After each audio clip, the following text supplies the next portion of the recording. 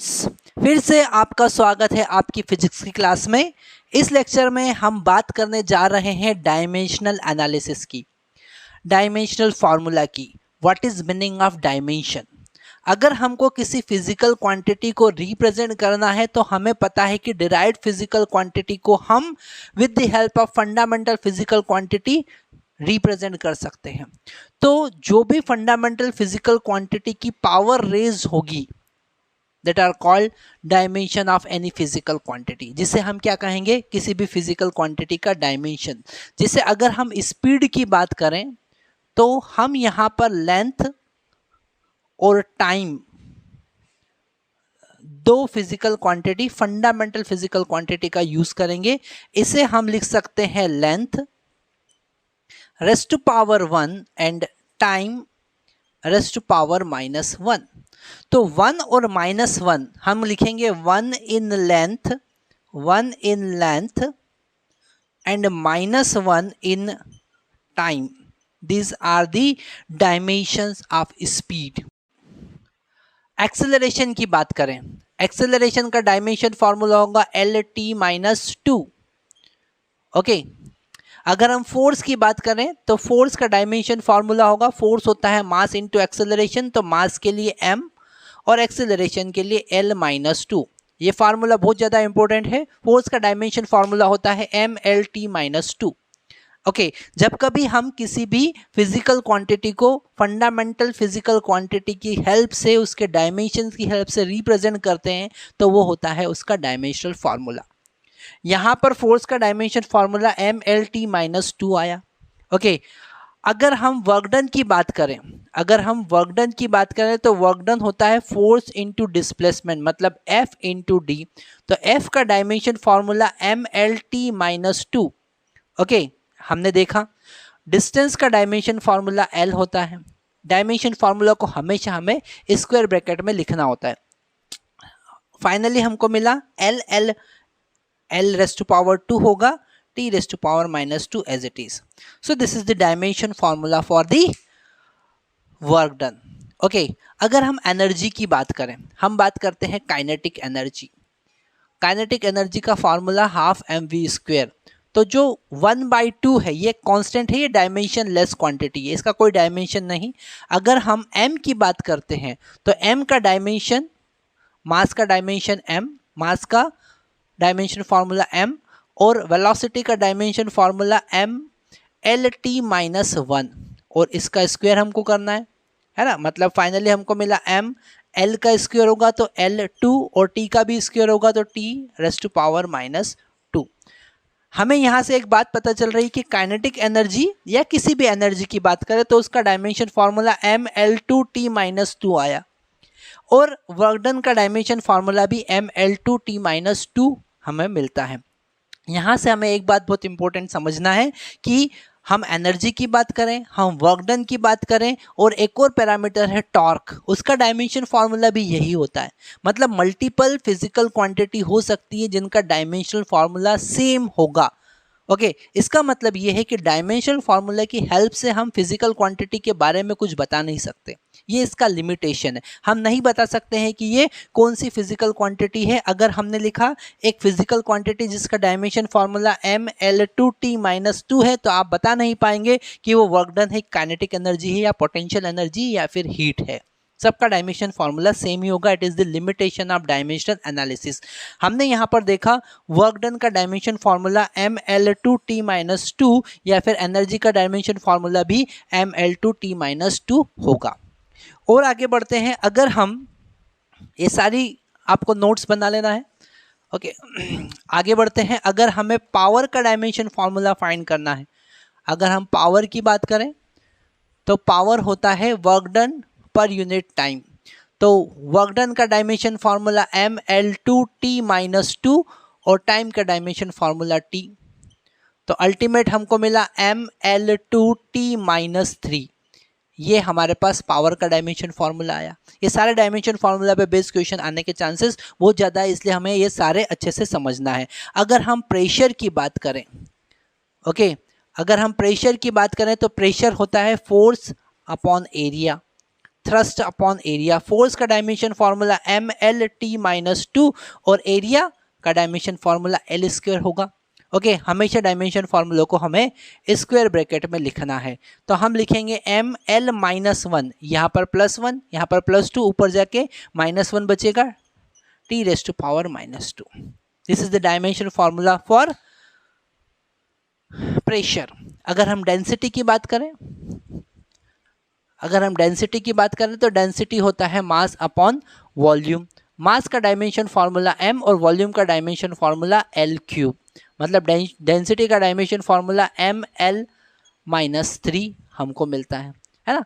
अलग अलग टाइप की फिजिकल क्वांटिटी के हम डायमेंशन फॉर्मूला फाइंड कर सकते हैं। जैसे अगर हम बात करते हैं चार्ज की, ओके, क्योंकि करंट जो है वो एक फंडामेंटल फिजिकल क्वांटिटी है, पर चार्ज जो है फंडामेंटल फिजिकल क्वांटिटी नहीं है। अगर हम चार्ज की बात करें, ओके, चार्ज Q जिसका यूनिट होता है कूलम, ओके, यूनिट क्या होता है? कूलम।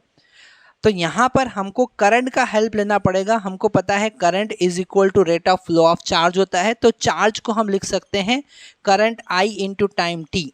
ओके, करंट के लिए हम A का यूज करेंगे, डायमेंशन फॉर्मूला A, और टाइम के लिए हम यूज करेंगे T। मतलब अगर हम चार्ज की बात करते हैं तो उसका डायमेंशन फॉर्मूला AT होगा। क्या होगा? AT होगा, है ना। ये थोड़े से हम अब पैरामीटर 12th से रिलेटेड पैरामीटर देख रहे हैं। अभी हमने यहाँ पर power, pressure, energy, kinetic energy, work done, force, acceleration, ये जो सारे कॉन्सेप्ट देखे ये 11th के टॉपिक से रिलेटेड होते हैं। अब हम थोड़े से 12th से टॉपिक से रिलेटेड डायमेंशन फॉर्मूला देखते हैं। ओके, तो चार्ज सबसे पहले हमने देखा, इसके बाद हम बात करते हैं इलेक्ट्रिक फील्ड। किसकी बात करते हैं? Electric field. Okay, electric field E vector is equal to होता है force on unity charge, force on unity charge, और फोर्स का डायमेंशन फॉर्मूला MLT-2 होगा, और चार्ज का डायमेंशन फॉर्मूला क्या होगा? AT। ओके, तो यहां से इलेक्ट्रिक फील्ड का डायमेंशन फॉर्मूला हमको मिलता है MLT-3 A-1। ओके, यहाँ पर थोड़े से मैथमेटिकल कैलकुलेशन हमारे स्ट्रांग होना चाहिए। यहाँ पर T⁻² था, यहाँ पर T⁻1 है। ये डिनोमिनेटर से जब न्यूमरेटर में आएगा तो T⁻³ हो जाएगा। A जब न्यूमरेटर में आएगा T⁻1 हो जाएगा। तो यहाँ पर इलेक्ट्रिक फील्ड का डायमेंशन फॉर्मूला हमको पता चला। ओके, अगर हम पोटेंशियल का डायमेंशन फार्मूला फाइंड करना चाहते हैं, इलेक्ट्रिक पोटेंशियल का डायमेंशन फार्मूला, तो वो होता है work done to bring a unit positive charge from infinity to any point in electric field, so it is W by Q. Okay, work done on unity positive charge. तो work done का dimension formula होता है ML2T-2, अभी थोड़ी देर पहले हमने देखा, और चार्ज का डायमेंशन फॉर्मूला AT होगा। ओके, जब इसे सॉल्व करेंगे तो हमको मिलेगा ML2T-3 A-1।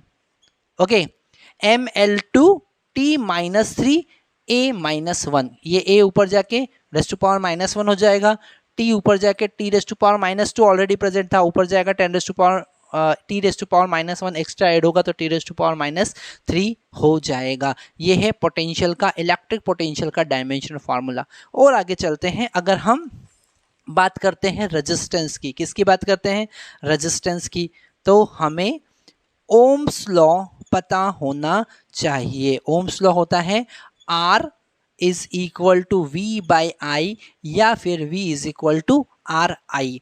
तो यहाँ पर अगर हम रेजिस्टेंस या ओम का डायमेंशन फॉर्मूला फाइंड करना चाह रहे हैं तो V का डायमेंशन फॉर्मूला ऑलरेडी हमको पता है ML2T-3 A-1, और करंट का डायमेंशन फॉर्मूला A। ओके, इसे हम सॉल्व करेंगे तो हमको मिलेगा ML2T-3 A-2। Okay, this is the dimension formula of resistance.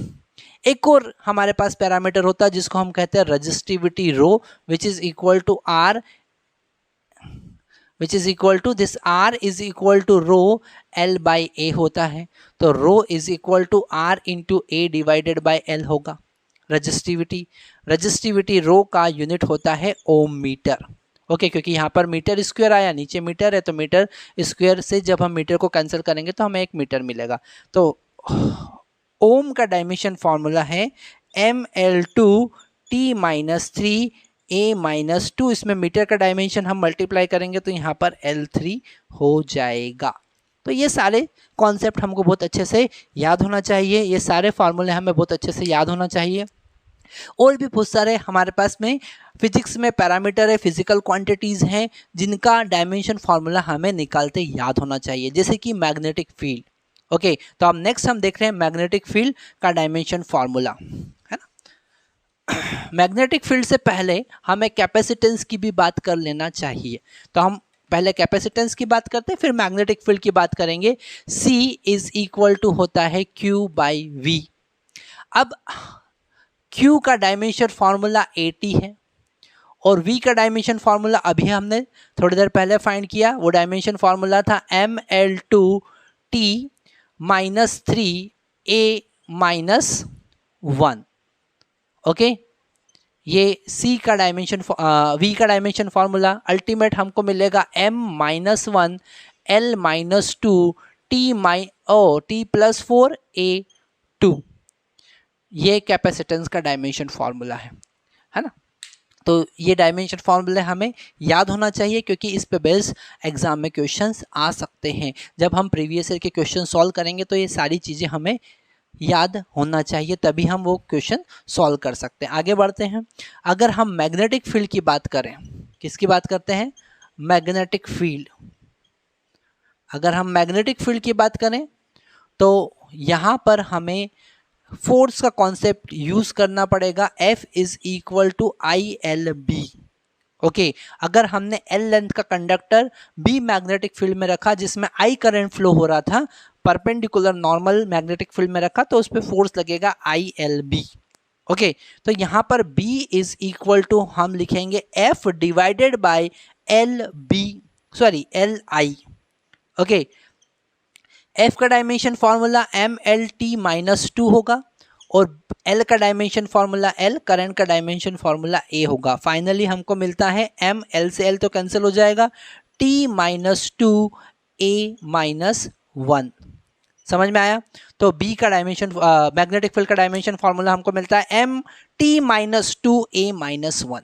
Okay ये भी बहुत इंपॉर्टेंट कॉन्सेप्ट है जो हमें याद होना चाहिए। ठीक है हमने यहाँ पर बेसिक जो भी फिजिक्स में पैरामीटर हम यूज़ करते हैं उन सब का डायमेंशन फार्मूला यहाँ पर देख लिया है। और भी बहुत सारे हम जैसे कि थर्मोडायनामिक्स में हम बहुत सारे कॉन्सेप्ट का यूज़ करते हैं। हम स्पेसिफिक मोलर स्पेसिफिक हीट का यूज़ करते हैं, हम स्पेसिफिक हीट का यूज़ करते हैं, हम आइडियल गैस कांस्टेंट का यूज़ करते हैं। ऐसे बहुत सारे वैल्यूज़ होती है जिनका, बहुत सारे पैरामीटर्स होते हैं जिनका डायमेंशन फार्मूला हमें पता होना चाहिए, हमें याद करते, हमें निकालते याद होना चाहिए। कैसे हम उसका डायमेंशन फार्मूला फाइंड कर सकते हैं, सब कुछ हमें पता होना चाहिए। ठीक है तो इस लेक्चर में हमने देखा कि किसी भी फिजिकल क्वांटिटी का डायमेंशन फार्मूला हम कैसे फाइंड करेंगे।